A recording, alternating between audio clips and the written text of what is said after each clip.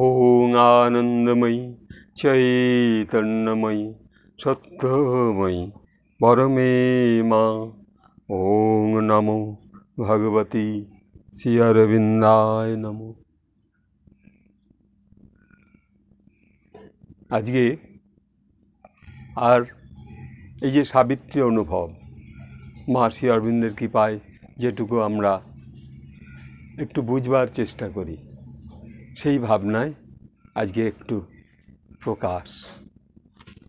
এখানে সাবিত্রী, সেই ঋষি অরবিন্দের সাবিত্রী, যে সাবিত্রী তিনি শক্তি, সাবিত্রীর শক্তি যিনি সেই পৃথিবীতে নামিয়ে এনেছিলেন, সেই শ্রী অরবিন্দের অনুপম গ্রন্থ থেকে এখানে ষষ্ঠ সর্গ বৃহত্তর প্রাণালোক সব এবং তাদের দেববৃন্দ, এই অংশ থেকে একটুখানি আমরা বুঝবার চেষ্টা করব। এখানে বলছেন প্রাণের আলোক সব, প্রাণালোক সব। তা আমরা সেই প্রাণের আলো, অর্থাৎ আমাদের এই দুই চক্ষু হচ্ছে আলোর আলো দেখাচ্ছে, যেন একটা টর্চ।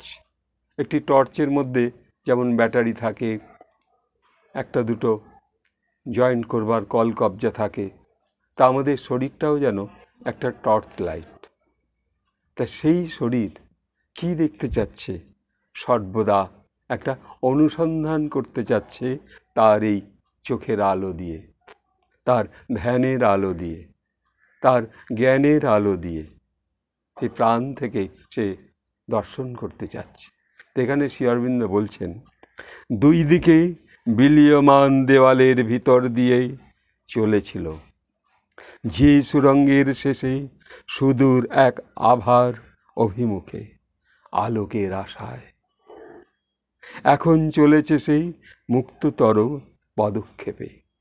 তাহলে সেই আলোকের আশা, শ্রী অরবিন্দের সেই ট্রান্সফরমেশনের যে আলো, যে শ্রী অরবিন্দ যিনি নামিয়ে এনেছিলেন, সেই আলোর সেই দৃশ্য, সেই আলোর রূপ আমরা যদি হৃদয় একটু বিদ্যুতের মতো স্পার্ক করে যায় কখনো, তাহলে আমাদের সত্য সাধনার পথ এগিয়ে যাবে।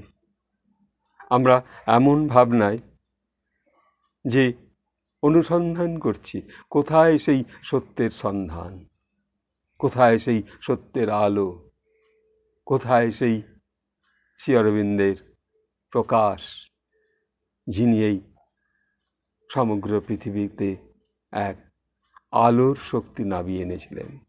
তা আমরা অন্তরে, অনুভবে, ভাবনায় যদি আমরা একটু অনুভব করতে পারি, একটু অনুসন্ধান করতে পারি, তাহলে আমরা সেই আলোর দৃশ্য আমরা দর্শন করতে পারব।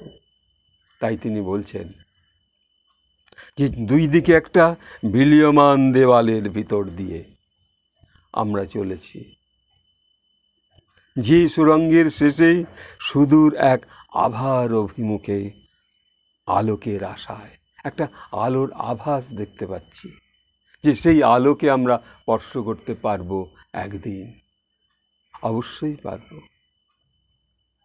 সেই শ্রী অরবিন্দের আলো, সেই যে আভা আমরা অনুভব করতে পারছি, তার মধ্যে যে জ্যোতি শক্তি, শ্রী অরবিন্দের মধ্যে যে জ্যোতি শক্তি তিনি নামিয়ে এনেছিলেন ভারতবর্ষে, সেই জ্যোতি, সেই অনুভব নীরব ধ্যানের মধ্য দিয়ে, কখনো ভাবনার মধ্য দিয়ে, কখনো শান্ত হয়ে বসে সেই পণ্ডিচারীর মায়ের সমাধির সম্মুখে বসে নীরবে যদি আমরা ধ্যানে অনুভব করতে পারি, অথবা যদি আমরা পাঠমন্দিরে যে র্যালিক্স রয়েছে,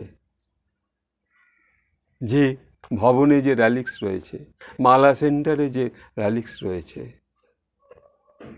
বা যেখানে গভীর গ্রাম আকুনির ওখানে যে র্যালিক্স রয়েছে, এই যে এইসব সেন্টারগুলোর মধ্যে গিয়ে যদি আমরা একটু আলোর সন্ধান করি, শ্রী অরবিন্দের বাণীর মধ্য দিয়ে, ভাষার মধ্য দিয়ে তার সেই মহাসাবিত্রীর শক্তি, যে শক্তি তিনি নাবিয়ে এনেছিলেন ভারতবর্ষে।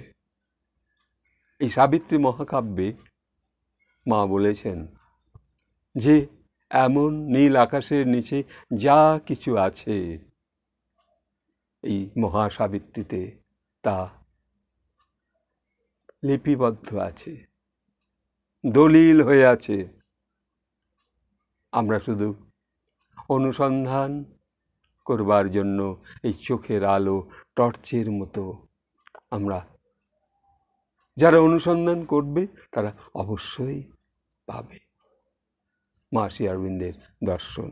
তাই তিনি বলছেন, দুই দিকে বিলীয়মান দেওয়ালের ভিতর দিয়ে চলেছিল যে সুরঙ্গের শেষে সুদূর এক আভার অভিমুখে আলোকের আশায়।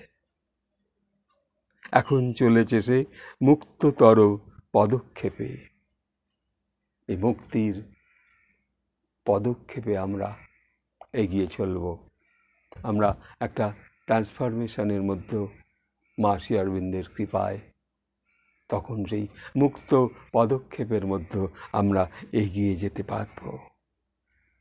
যে আলোকের আশা শ্রী অরবিন্দ, শ্রীমা আমাদের মধ্যে দিয়ে গেছেন।